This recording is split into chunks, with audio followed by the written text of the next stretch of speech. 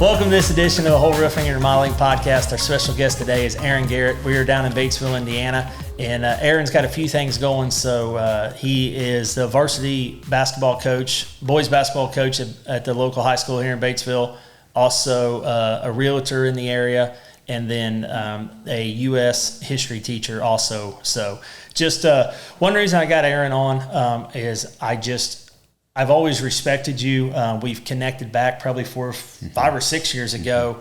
And, one thing that means a lot, like I'm a big give back legacy. It means a lot to me. And you're always going to lunch with a basketball student, and you're always like bragging of how well they're crushing life. So that's probably the connection of like, you're still pouring back into these kids. And then the really fun part is whenever you get to help them buy a house and you're so happy that they're moving back to this community, because you know how well you love your community and you know how well that they can contribute. So I'll let you introduce yourself, talk about the real estate, coaching, teaching, the good, the bad, the uglies, and we'll just go from there. You got it. Thanks for making the trip down here to Batesville, Indiana. Happy to be on the podcast. It's with the social media, I can kind of track what you're up to from afar. So I've been watching your steady growth as you built your company. Your son sitting here. I know you've got your wife heavily involved in the company. So it's just cool to see yet another homegrown family business that's not only surviving, but thriving. Yes. And that's hard to do. So kudos to you. Thank you. And your guys and crew that works for you. My story is not from Batesville, moved here. I was searching for jobs. I was a year and a half out of college, hadn't found one yet. I had done substitute teaching, filled some maternity leaves, and I was actually starting to interview for business jobs that summer because I wasn't going to go yet another school year without a full-time job. Then things happened. I come to Batesville, basketball coaching side. I thought, well, I'll be here for a couple of years and I'll move on and onward and upward and try to get that head coaching job quickly. I just finished my 24th year in Batesville schools. So I often tell people they could fire me tomorrow and I'm not going anywhere from this community in terms of my kids being here. So I'm sure plenty of your audience knows about Batesville, Indiana. It truly is a special place. So still blessed to teach here, coach here.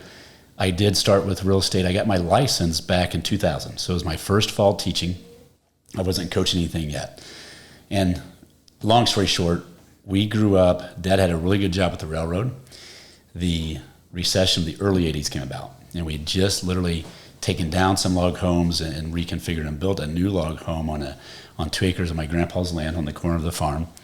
And then life hits. The recession hits. He gets laid off from that railroad job.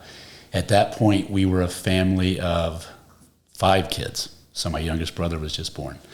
And he has to go to a farmhand job paying $5 an hour. So life becomes much different very quickly.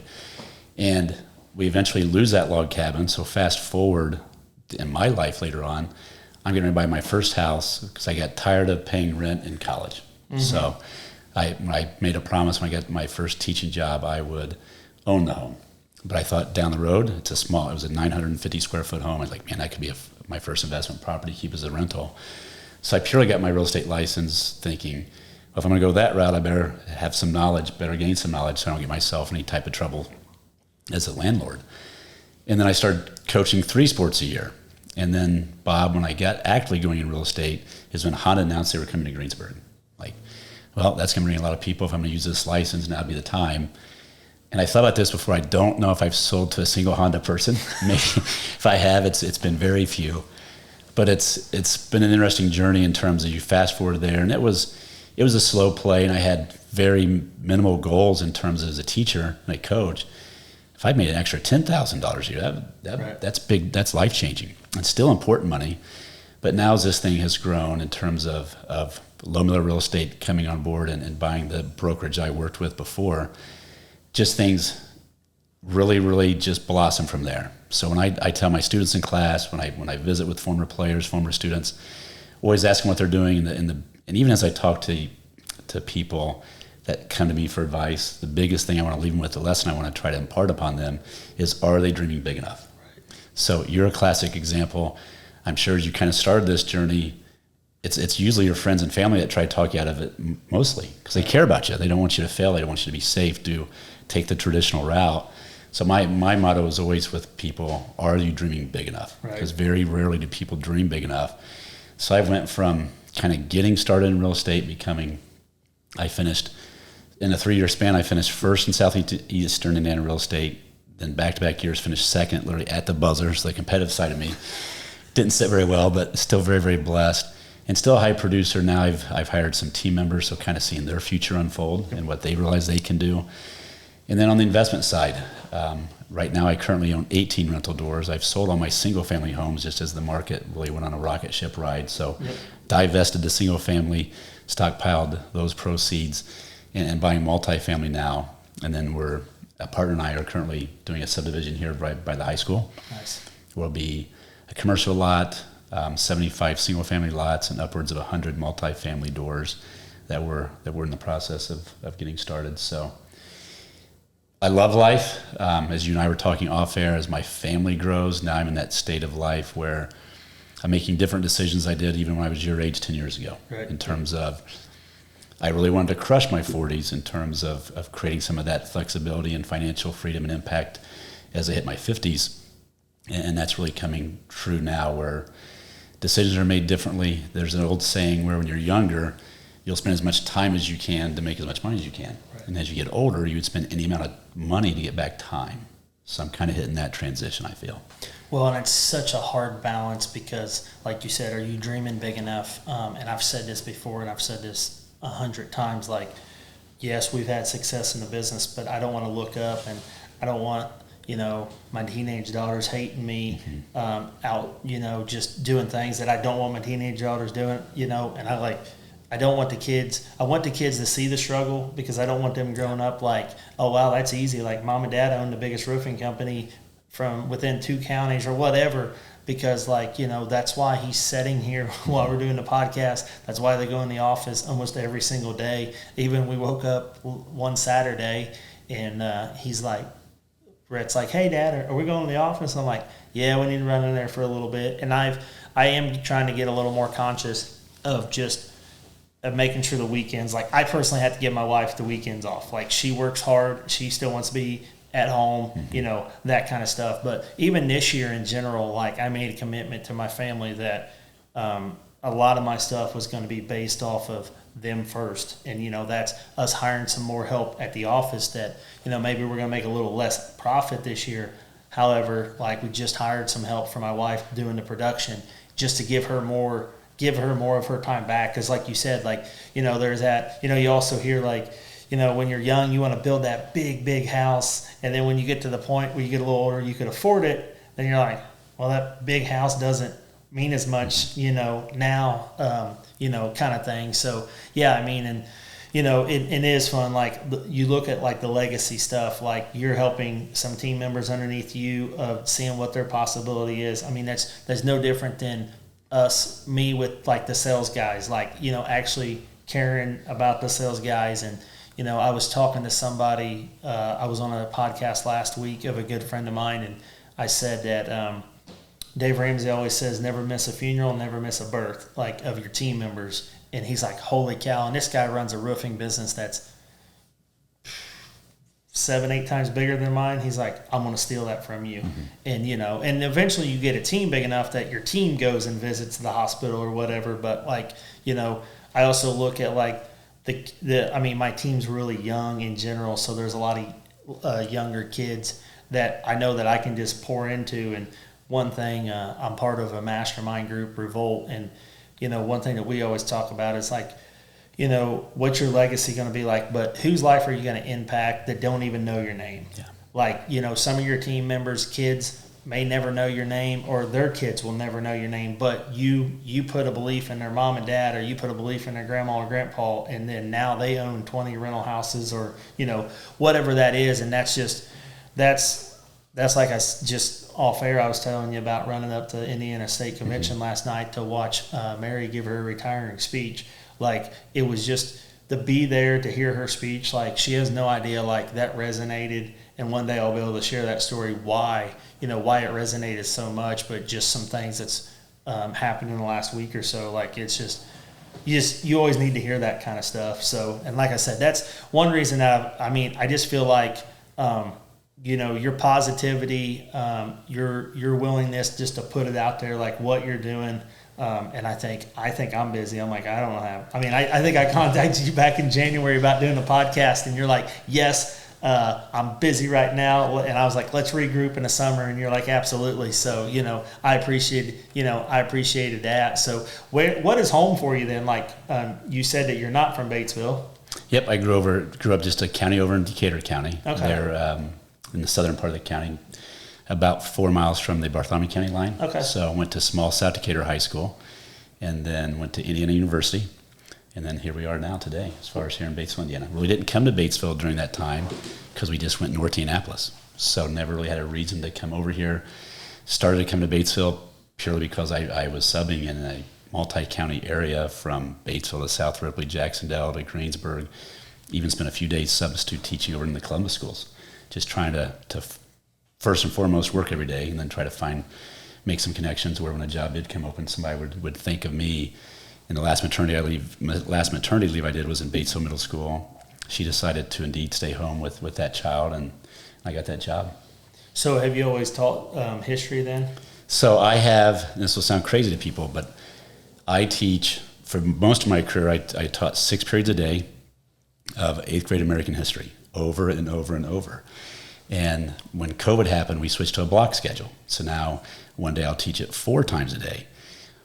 But it's still, obviously it hasn't changed. I've changed, the way I present it changed. Obviously the technology's changed, which has been pretty cool, just recreating, regenerating how I do things. Mm-hmm. Starting back from an old school overhead machine to now it's PowerPoints, every kid has their own laptop, just some really dynamic, cool things you can do. And then as I get older, I call them life lessons. I'll use the history we're studying to talk and hopefully teach life lessons that pertain to today. Because obviously the biggest question I get from 13 to 14-year-old kids is, this is so boring, why do we have to learn this? Well, here's why. And really digging into some of the personal stories of the historical figures.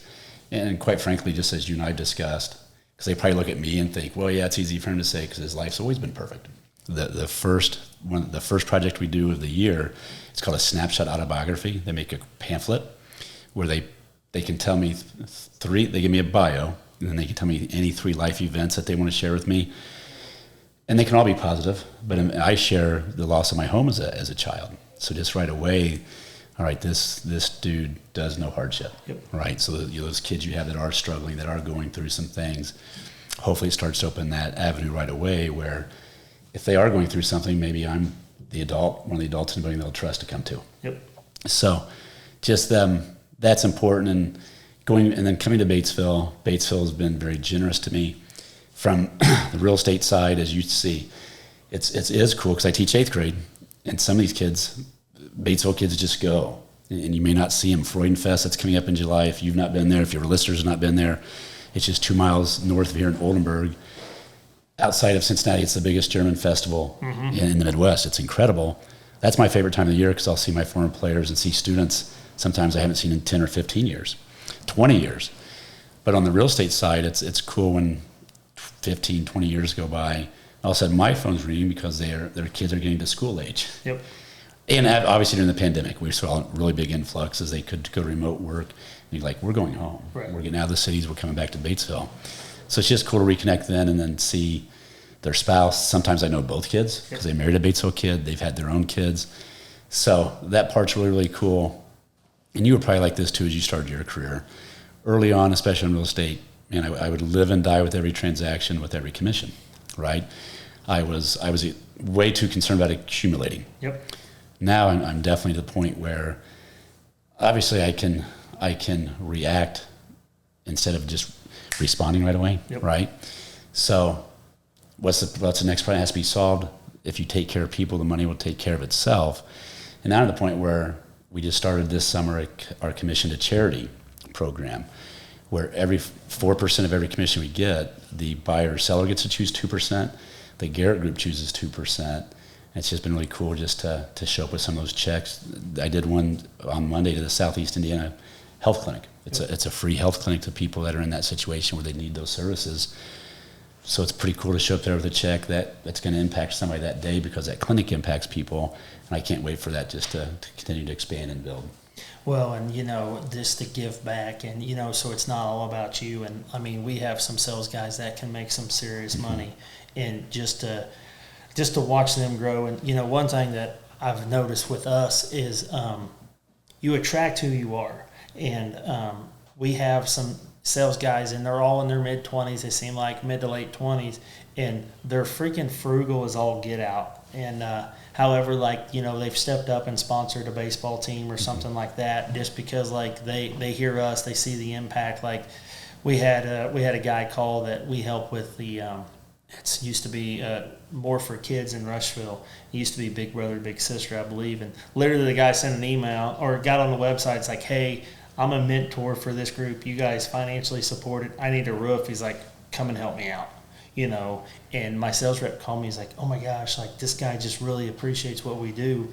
And, and I was like, yeah, but it's just, once again, people's got to hire a realtor. They've got to hire a construction company. There's a lot of times they might as well use somebody that, that lines up with their values. And a lot more people are being more conscious of that with the craziness of the world. And, it is a lot of fun. One national group that I'm part of is called Roofers in Recovery.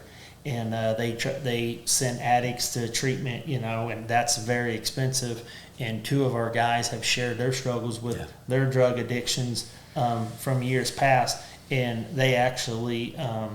We donated the profits from a roof, and they actually both stepped up and pledged a very substantial amount, just because they're fortunate and glad that they got through theirs. They lost a buddy that didn't, and once again, people are looking for companies. They realize there's 5 or 6 real estate companies they could go work for, but why not go work for one that actually cares about the community? And when you're younger, it's like, how quick can I make $1 million? And then, like you said, the Zig Ziglar quote: if you help enough people, you never have to worry about money. And that's what I preach to the sales guys. We're always looking for a better marketing plan, but I'm like, it starts with just taking care of our current customers, and thinking outside the box, with other things. But it's just like you said. I coached youth football for just a couple of years, and I'll never forget the first time a kid called me. He's like, "Hey, coach, I need a new roof." And I'm like, "How are you old enough to have a house, let alone need a roof?" And that was kind of cool. And I just he's, they say you need a mentor, and you always need to be mentoring somebody. 100%. And that young man has reached out, and I've been pouring into him some. He just had his first kid a few months ago, and that's been a lot of fun of just encouraging him, shooting him a happy Father's Day text saying, hey, you're doing an awesome job, and we need more men like you, in this country. So absolutely. And I hope your young entrepreneurs are listening to this, because there's a lot of gold unpacked there, what you just went through, several different things. And just giving back. And when people want to reach out to me, often I'll offer a walk and talk on a Sunday morning, because I do work out every day of the week, but Sundays will typically be, if it's just me, maybe it is a 5K run, but if it's somebody that wants to walk and talk, and so I can do 2 things at once, we'll do about a 4-mile walk. And I often tell them what I learned from Darren Hardy via Jim Rohn, and I use this all the time with my kids and even people that reach out to me. Take a look at the 5 people you spend the most time with. If you show me the 5 people you hang out with the most, that you spend the most time with, I'm going to show you your future. And I tell my kids, if you hang out with 5 kids that are doing things they shouldn't be, they're not concerned with academics, you're going to become that type of person. If you spend your time with 5 people closest to you that are high achievers, they're striving to be the best version of themselves, you're going to be successful without question. And sometimes that changes. And sometimes it even means you have to recalibrate even maybe some family members you spend time with. You still love them, but their negativity will infiltrate you if you spend too much time around them. So that's something I really taken to heart as I've lived my life. I'll give everybody time, but by no means does everybody get equal time in terms of maybe what they bring, because I've got to really, really protect what gets input. And you say, I try to be positive, but just so people know, that's a battle every day. Mm-hmm. That's a battle every single day. So hopefully I've found some techniques and whatnot to keep that positivity, but it is a battle multiple times a day, every day. So I don't want anybody to think, again, that guy's really lucky. He never has doubt. Nope. It's a slower real estate market right now. that absolutely creates doubt, for one example. We lose a basketball game. I'm beating myself up, right? So those feelings are very, very normal. How do you respond to them? And that's always the biggest thing is you're going to get knocked down. You've been knocked down. So many people just don't get back up. And that part's heartbreaking. But if you get yourself where you just get back up, we live in the greatest country in the world. The sky is literally the limit. You just got to keep getting back up. Yeah, me and my wife and a couple of our team members just got back from Dave Ramsey's Entre Leadership Summit. And there was Brian Buffini. I'm sure you know who he is. He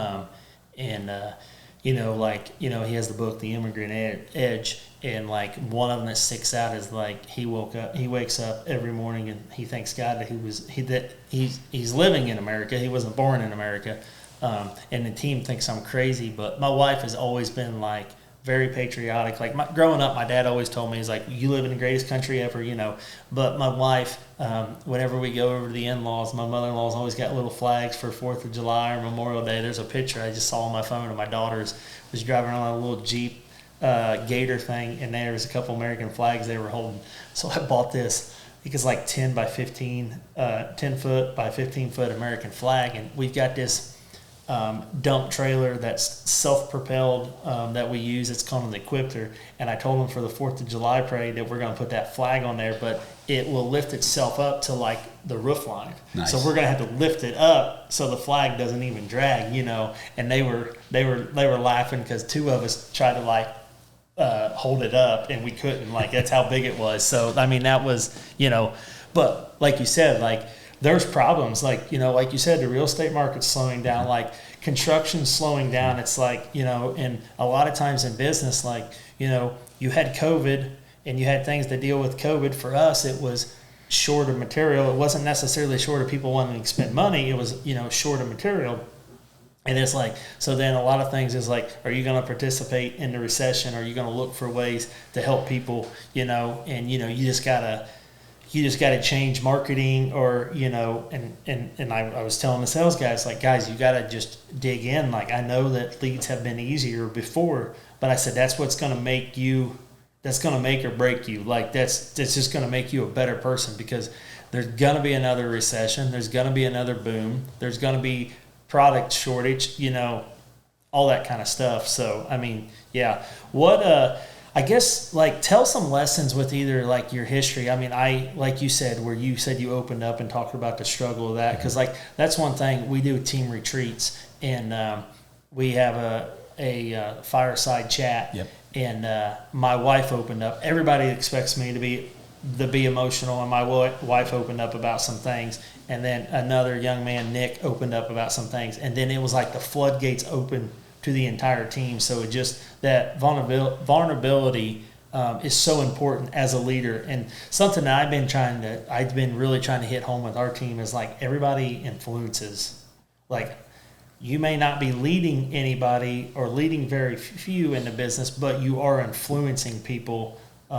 So I guess, like, a lesson, that sticks home from either coaching or, history, You said the fireside chat. Excuse me. There's a story of when FDR died, and obviously FDR is the one who was elected to 4 different terms, and this was before television, obviously before the internet. But he would give the fireside chat, and families would huddle around their transistor radio, much like maybe families do today around Netflix. They would listen to the president speak, and when he passed away, and they were doing the funeral procession, there was a man just breaking down crying, and this delegate went up to him, this government figure went up to him and said, did you know the president? He goes, I did not, but he knew me, because he was able to speak their language to his fireside chats and connect with the everyday American. So my mind goes a few different ways on this one. An example from the coaching side of me. As a young basketball coach, depending on the age of your viewers and listeners, when I was growing up, it was Bob Knight and Gene Cady. Mm-hmm. Okay, I was raised by a father and grandfathers that was very much of that mold as men, in terms of there wasn't much empathy, much sympathy. It's you do it this way, or you're going to hear about it. That's kind of how I started out my coaching career, I would say. But as I've progressed, that's not that. And there was nothing wrong with that manner, but I always think of I say that's 20th C leadership. We're in the 21st century. If you try to use that type of managerial style today, people will go find, quite frankly, a better boss to go work for. Right. So on the basketball side, I use the word love quite often. We go through some cultural pieces just so they see an adult man speaking of certain things so that they know it's okay. And the cool part, Bob, is I've asked my guys this the last number of years. So we break down every practice with coach's job, love us, player jobs, love each other, and then effort together. And I know it probably becomes just automatic, but I'm confident they'll eventually will think about that too as they go on. So just my dad, I didn't hear that much at all from him growing up. So just imparting that on them. And then as you lead adult teams, right, with what you're doing at work, I think an outstanding activity is to, whether it be you as the boss or if this becomes the group doing it, because everybody wants to be felt, seen, and understood, right? So it kind of sounds like you guys have done this where you just go around the table and you're writing down the different superpowers of each team member or what you appreciate from that team member, because a lot of them don't think you probably recognize them or see them or you understand how important they are to your company or your cause. So we've done that with the basketball team, and that'll get emotional. Mm-hmm. So it's pretty cool to even see teenage boys really open up and connect in that way. But we've done that at the school setting. It's very impactful. So just again, sharing of yourself, and I was at a basketball camp this weekend. We had a team camp up at Indiana Wesleyan, and their coaching staff does a great job, and their motto is "I am third." So that intrigued me. It's a Christian university, so God's first, family and friends are second. That individual player's third, and I've been thinking about that through the weekend, through this week, in terms of that's a great way to live life, right? And how am I going to get rich? If you follow that, the money will always take care of itself. If you're truly putting other people first, the money's going to come in droves. And I can use you as an example. I had a rental property here in Batesville. It needed a new roof. My neighbor is in the insurance industry. You had done her roof, so she gave me your name. But I was also pricing other roofers, as you go through quite a bit. But there was just that connection with you. You came up, you looked at it and said, you know what, I think there's damage here that insurance will probably cover. And I'm thinking, no way, that roof's at least 25 or 30 years old. But hey, if you think so, I'll call my adjuster. So again, my neighbor, the insurance person, took care of that, and lo and behold, you were right. So just somebody that showed up, was authentic, and then did what they said they were going to do in the time they said they would do it is huge. So one of our main pillars of our business on the real estate side is just authenticity. Because I think no matter what the trade or field is, even as a teacher, I would hope my kids would see me as somebody very authentic, that I truly love teaching. Because I get asked all the time, and you asked it today, why am I still teaching? All right. So there's some things in life you do that just feed your soul. Basketball is very, very stressful. But when you see these kids grow and develop, and then you see what they go on to do in life, and even this year, you look for signs like, is it the end of the road for this activity? And then my senior, who Batesville High School does, if you're in the top 20 of the graduating class, you choose a teacher from anywhere in your teaching, coaching career, whoever it can be coaches to, but they'll write a story, a note to you that they frame, and they have a rose, and they call it the rose ceremony. My big 6'8" basketball player who I had in 8th grade, and he was not much bigger than your son as an 8th grader, but parents were tall, so you knew he was going to grow. But man, did he grow, and was really good, really smart guy. He's going to Rose Hallman for basketball and academics. He comes walking through my 8th grade room with that note and a rose. I mean, those are just heart-stopping moments. So, yeah, money's one thing, but what value do you put on something like that? What value do you put on the couple of guys you've said that have really came open with their struggles with different struggles in their life, whether it be drugs, alcohol, marriage, whatever, and you actually help a person move forward? There's no amount of money in the world that supersedes that. Well, and especially we've all had teachers that mail it in, and we all have teachers that went above and beyond. And literally, Mr. Orm, the FFA teacher, ag teacher at Rushville, I was up at the state convention last night, and we had donated some gutters to the FFA center, so we got recognized, and they recognized the corporate sponsors, and they asked, hey, if anybody here works for them, owns them companies, please stand. So I stood up, and I was sitting in a different section than the Rushville FFA chapter was sitting, and he texted me. He's like, "Hey, take your hat off," And then whenever I left, I pulled up to get a stop sign, and you'd have to know Mr. Norman to appreciate this, but I look over and it's a Rush County school system. So I rolled down the window. I was like, "Hey, old man, you want a drag race?" And a couple of the kids know me, so they're texting me, giving me a hard time, But like that man has put so many hours in kids. His legacy will live on forever. I mean, I was talking to my wife while I was, messing with him, and she's like, "Wow, that guy puts so much time in it," and and it's true, and it's no business, it's no different in business either. Like there's days that it's like 11 o'clock, midnight, but I'm coming back from going up to state convention, and two of my guys had ran over to Dayton because I have a contact over there. We've done some jobs for apartments, and they needed some tarps put on, and they left Rushville at 5 o'clock last night because that was their last appointment, and I think they rolled back in our shop at 11:30 to pick the other guy's truck up. So something else is the team's got to see you putting that time and effort into it also. But yeah, I mean, like I said, with teachers especially, like we've all have them ones that it's like, holy cow, like thank you, like you can never say thank you enough. You can't pay them enough, unfortunately. But it's just like, and especially now that I'm a parent and I see teachers pouring into my kids, it's like, holy cow, like, it means so much that when you see a teacher that like genuinely like loves your kids and, is concerned. And we had to have hard conversations with my daughter. She started school. That was her first year in kindergarten, and the beginning of school, she was challenging, let's put it that way. And the hard conversation 4 days in, dad had to use his dad voice and like, "Hey, if this doesn't straighten up, like I'm going to show up at school and whip your butt in front of the entire class." And she straightened up, and she loves school. Like academically, she loves school. She's the one that gets mad when school's canceled because it snowed or something, But just to see her transformation, and is means so much. And one thing that you said was with kids and especially your basketball team is looking, talking about their qualities. One exercise that we've done that a lot of my team has been part of is looking somebody in the eyes and letting them know what you see in them. And the crazy thing is, like, after you step back and self-evaluate, that's actually what you see in yourself. Mm-hmm.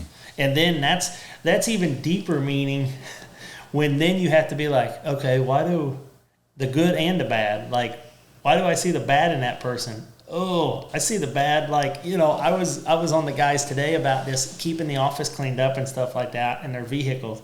And I'm like, that means when I come in about 2 or 3 times a week, I should probably just pull right up to the dumpster and throw trash out of my truck, because I'm getting on, like, hey guys, these vehicles, like, let's keep them cleaner, So a lot of self-reflection there. It's just like, but sometimes you got to do that. So definitely more gold there. And when I run, I listen to a podcast always. I gave up music probably 5 or 6 years ago in terms of when I ran, because the podcasts stimulate my brain, and I don't like running, so it gets me through the run faster. But I just heard something recently that the accusation is the confession.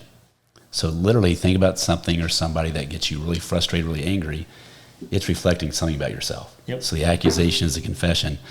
Going back to the teacher, I'll give you the other side of it. When we see kids we've taught, we've coached, and it's a multitude of teachers, right? But when they see you do well, and you just remember them, you have interactions with them long after you've been in their class, you take the time to speak with them, that's worth more than anything they can ever pay us, right? So my challenge is to you, to your audience, if you have that teacher, my most prized possessions are my file folders where I've gotten notes, cards, right? Nothing. Gift cards are great, but right? So what about gift cards when it's that note that's with them? So the gentleman you talked about, sit down, take 10 minutes of your day and write him a quick note this week. Yep. Drop it in the mail, handwritten, not email, not text, and I promise you, it'll get put somewhere where his family will find it down the road when they're processing an estate. And that's of I try to write. I don't get it done every day, but I try to write several notes a week. And again, authentically, not just I'm just going to write this. No, I need to get a note written. I need to check off that. But as you observe people doing things and seeing things that people are doing for others, are you recognizing them?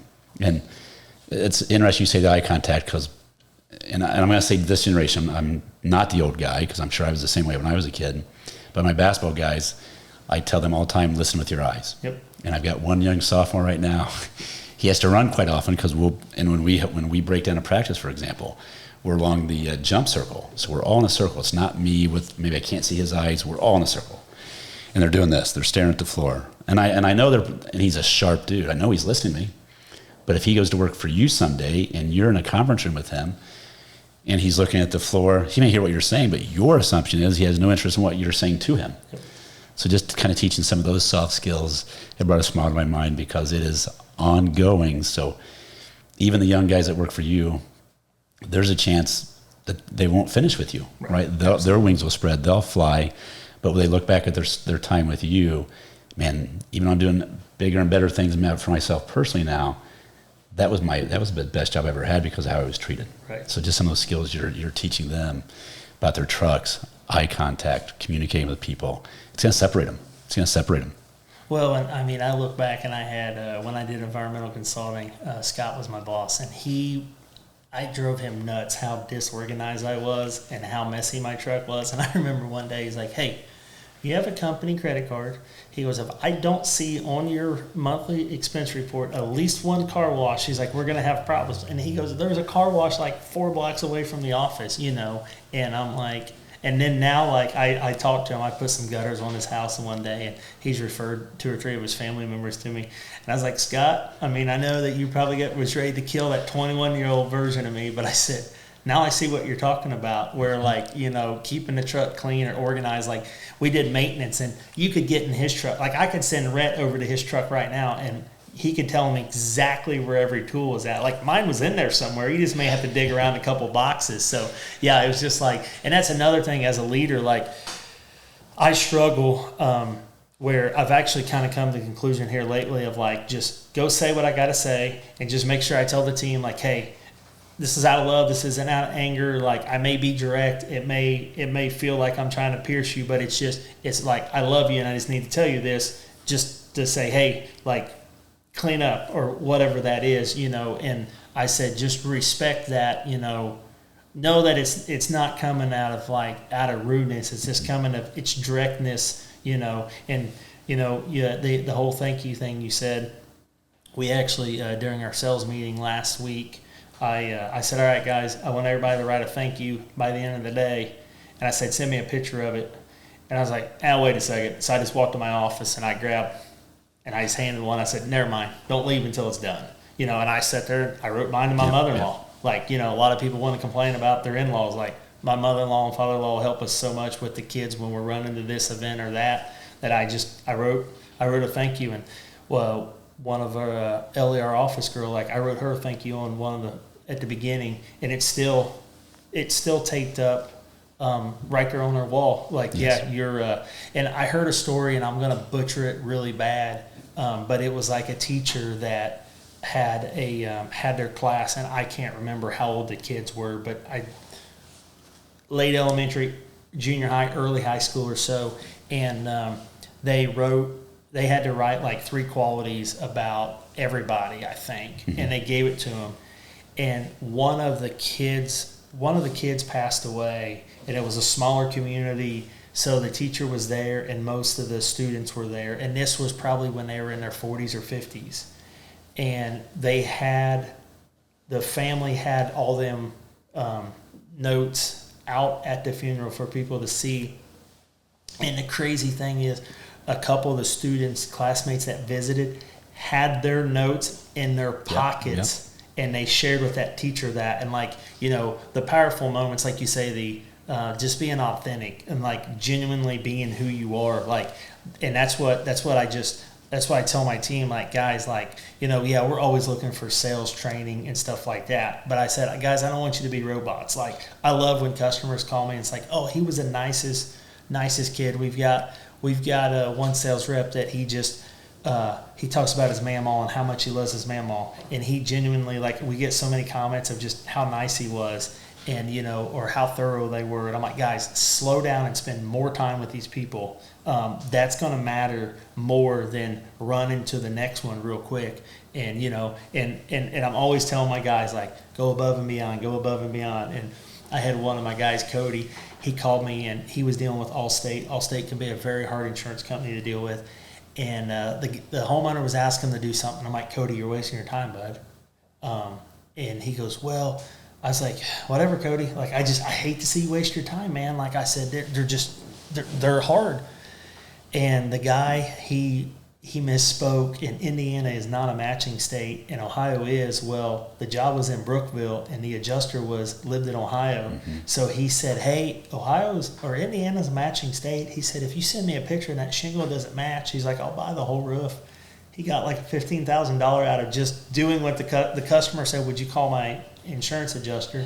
And I looked at him, I said, all right, Cody, that's why you do what I preach and not what I preach to you. And he just laughed, and I was like, and I'm happy for you. And he's like, can you believe it? I was like, I can't. But once again, like, and it's so funny because he had another job, and he'll kind of come to me sometimes, and I'll give him some feedback and coaching. And he was up against another contractor, and the guy's like, well, I just called you guys to make sure his pricing, because it was an insurance job, was in line. And I said, Cody, there's something deeper to that than that. I was like, that guy called us. I said, I think you can get this job. I said, you need to push a little harder.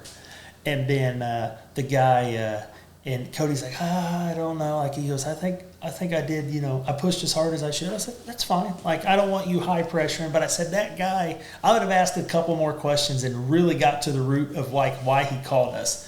And he turned around, and he ended up getting that job like 3 weeks later, because the guy called that guy back and was like, hey, what do you think of metal roofing? And he's like, oh, that's just garbage and it's no good. And that guy wanted it, and we could offer that service. The guy called and was like, hey, I was leaning towards you guys. Then that guy just totally blew it. And he's like, let's get rolling on the project, So once again, just being authentic, being who they are. And like, that's probably been my biggest struggle as a leader. Like, thankfully for my wife, she's always like, people don't have to look like you to, like, like my guys, they're 10 years younger. And it's so funny. Sometimes I'll use like a terminology, and they're like, what is that? Like, and I'm like, sorry, I'm old, guys, but like, and that's what, that's one thing that I've always said, like, they're good, genuine people.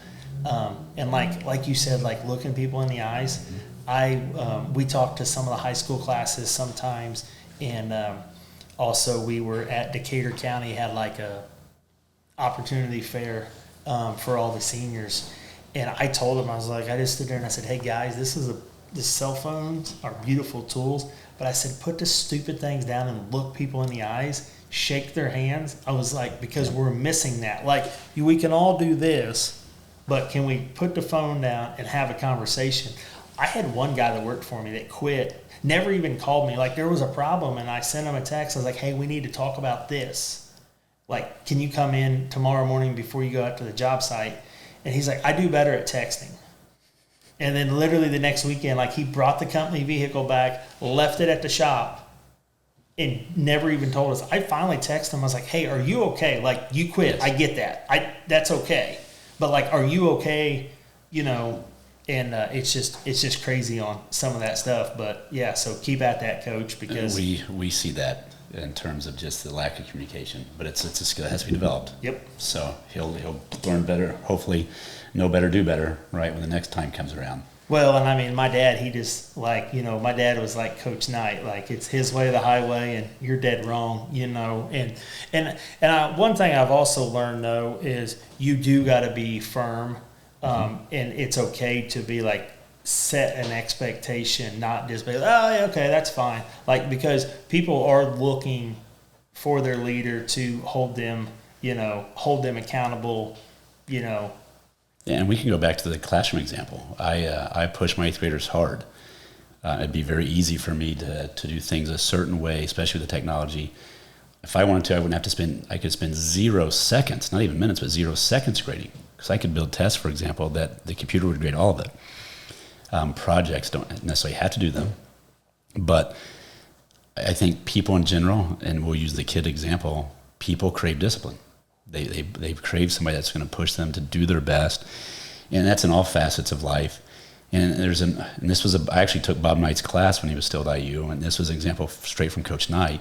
He asked us to think about think about the teacher that was the hardest on you, that was the most disciplined. Think of that teacher. Okay, everybody have their teacher. And he goes, now think of your favorite teacher. He goes, invariably it'll be one and the same. That person that you didn't like maybe in the moment, but either as you look back or even in the moment, you appreciate that they were doing their best. They were pushing you to give your best. Those people are memorable. So my biggest goal is to not be forgettable, right? I don't remember all my teachers. I definitely remember the ones that stand out to me, and there's a reason why they stand out to me. But that's definitely, and as a boss, as a community member, just don't be forgettable. Be somebody that people remember because you took your time maybe to do something for them, or you did, with my players, I call it a crucial conversation. You took the time to have a crucial conversation with them, or you did challenge them to do better than what that they're currently doing. Strive for your better version. So it's just, life's fun. And when you get to be in leadership positions, and no matter what everybody thinks, everybody's in leadership position. Yep. At the very basic root, you're leading yourself. Are you married? Are you helping lead your family? Are you leading a group at work? Are you a teacher? Whatever. Everybody's a leader. What type of leader are you going to be? And that's what people really need to focus in on and think about. And first and foremost, lead yourself, because without your best version, you can't bring out the best in everybody else. So that's I think people always forget that every single one of us is a leader. What kind of leader are you? So as we wrap this up, I'm going to share a story. So I watched you, was it last summer that you learned how to swim? Well, that was 2 summers ago. 2 summers ago. A former, and she's at U of I now, collegiately swimming. Her and her sister, they gave swim lessons. And Bob, if anybody ever sees me, and I actually told this story in the first time in class last year. But if you look at me, my left ear is pressed against my head. I've had 3 ear surgeries, 2 of them when I was younger than your son even here. And you couldn't get it wet, so I'd have to shower, I'd have to put earplugs in, put something around it. And I faintly remember doing a swim lesson at the Greensboro YMCA and being just terrified. And then it's just easy not to, hey, I can't get my ear wet anyway. But literally, I went through my entire life not learning to swim. So Eleanor, my young daughter, was taking lessons. So I asked the girls that were doing it, hey, do you ever teach adults? And they had done a couple. But yeah, that was, we're not there yet. We just completed a pool project. So my goal is, my Genesis deadline is I will know how to swim and work into my workouts by the end of July. They help me not be as completely scared. So I'm not as fearful, but we're not there yet. But go ahead. So I can't swim. So I watched you like from afar on Facebook. And so last year, me and my wife went to the Dominican Republic. I'm terrified of water. I get on a boat, and nobody's got life jackets. I've got a life jacket on. I'm almost putting a life jacket on before I even get on the boat. And people are kind of looking at me, and I'm like, I can't swim. And they're like, what do you mean? I'm like, I told you guys growing up, my dad just said work. And so we went to DR. There was a snorkel, which I know you're not swimming when you go snorkeling. And we went out on the boat, and my wife is just a little fish, she loves swimming. And so she jumps in the water, I jump in the water, and then I just freak out. And then I look up, and she's 100 feet away from me. And I've got a life jacket on. I'm not going anywhere. But I'm just looking what happens if this life jacket fails, And I look up at my wife, and she looks back and just sees just the terror in my face. And she's like, I'm so sorry. I'm like, no, it's just go. I just got right back on the boat, and she's looking at me. She's like, I'm sorry. I'm like, no, that's fine. Go snorkel, and it's something that I need to do. It's a fear that that's why I say I'm a big guy, I own a business and all, but I'm I can't swim. So, and it's just something that I'm and I've tried a couple times, and it's all in my head. I know it is. I've taken my kids to swim lessons now, and so yeah, that's because somebody told me they were going to teach me, and yeah, it's just and there was really there's no other excuse besides I just never learned how to do it. And so like when I watched that, I was like, and I've known for a few years I need to like learn, and I'm like, gosh darn it, so like I was like, I've got to share that story with you, one day, just because like, and it just kind of ties everything in together. Like, you have no idea who you're inspiring by doing this. Like, by doing this podcast, like I've got other roofing owners, they reached out, they're like, oh my gosh, you're doing a podcast now? I'm like, yeah. They're like, how? And I'm like, I can be hard on myself on certain things. And I told Adam, I said, Adam, we're doing a podcast. And I text a good buddy that has a pretty popular one. And I said, what equipment do I need? And he sent me a list. And I put it all in a cart. And I'm like, all right, if I'm spending this kind of money, like, we're going to be committed. And I said, Adam, we're dropping one twice a month. Like that, I said, the responsibility is on you, but you hold me accountable. And, sometimes he's like, Bob, we're getting low on podcasts to drop. We got to get something figured out. So we're not going to couple out this week. But just as we wrap up, I'm going to give you a second for a final thought. And for me, one thing I want to challenge our leaders, because it kind of keeps coming back up the last couple weeks. Not our leaders, our listeners. Like, write a thank you. Write a personalized thank you. To somebody, like work-related, family-related, like you said, a teacher, whatever, because you just never know. Like, I literally, we're such a giving company. Me and my wife are such a giving couple. And, like, just the other day, like, I found some thank yous, and I took 3 or 4 minutes, and I just read them, and I was like, and I put them in a spot where I know where they're at, like, if I need to look at them, so... I'll talk fast because there's a couple things I want to end with. But going to the swimming story, I'm sure you probably saw my attempt at a dive. That hurt worse than anything I've ever done in my life, because I'm trying to dive out as far as I can to get towards the shallow end. And it felt like I landed on the road that's right outside here. But those 2 girls, Bob, and there's a third daughter who I'll have this year in 8th grade. And I'll try not to get too emotional sharing this, but they're like daughters because they lost their father to cancer just a couple years ago. And the oldest was a senior in high school, so senior, sophomore, probably 4th grader at that time. So about my age, right? So nothing's ever promised. And every time in class, and I'll tie all this together, every time in class before we take a big test, I have the kids, and this is so far out of my comfort zone because I'm more introverted than people would ever guess. So again, another thing, step outside your comfort zone by make the kids say, I say it first, they say it back to me. I can do well, they'll say it back. I will do well, they'll say it back, just to get them that positive energy going before they go take a test. So fast forward to last summer, I get this text all of a sudden from the oldest daughter, the one that gave me the lessons. She has tattooed on the back of her neck, I can, I will. It's like, I literally almost dropped my phone when I got it. It's like, my goodness. So step outside your comfort zone. I am, as you just attested, I am way outside of my comfort zone trying to learn how to swim, but then to share that publicly.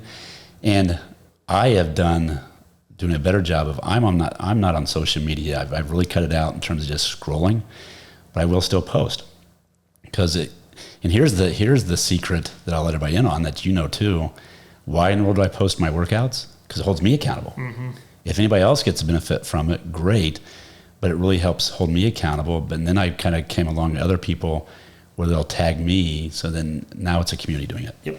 Last thing I'll leave your listeners is with 2 things. Consistency is a superpower. Yep. We kind of talked about it earlier. People give up on their dreams way too quickly, or they never even get them started. Consistency is a superpower, and can you master the boredom? You talk about doing paperwork at 11 o'clock at night. People want to coach the basketball team, right? People want to be a business owner, but the vast majority of people aren't willing to do what it takes to do it. They're going to get bored and go binge on Netflix, or they're going to get bored and just go do something, quite frankly, a lot more fun. Yep. But there's a lot of fun in creating some financial flexibility and ultimately freedom, and ultimately legacy in terms of giving back to community, friends, family. But the big thing about owning a business, being a leader in that position, is just all the lives you get to touch and impact, and not only the people who are your teammates in your business, but all those clients that you reach and now reach through the different people working for you. If people can do those 2 things, if they can make consistency a superpower, and if they can master the boredom, they'll be well on their way. Right. Guys, thank you, Aaron. Thank you so much. This may be my favorite one so far, and I've never actually said that, so I know everybody says that. But guys, just thank you for tuning in. And if you're in the Batesville down this way and you need a realtor, for sure check this guy out. And I appreciate your time, and thank you. It's my pleasure. It's always, if we've helped even one person today, it's well worth our time. Absolutely.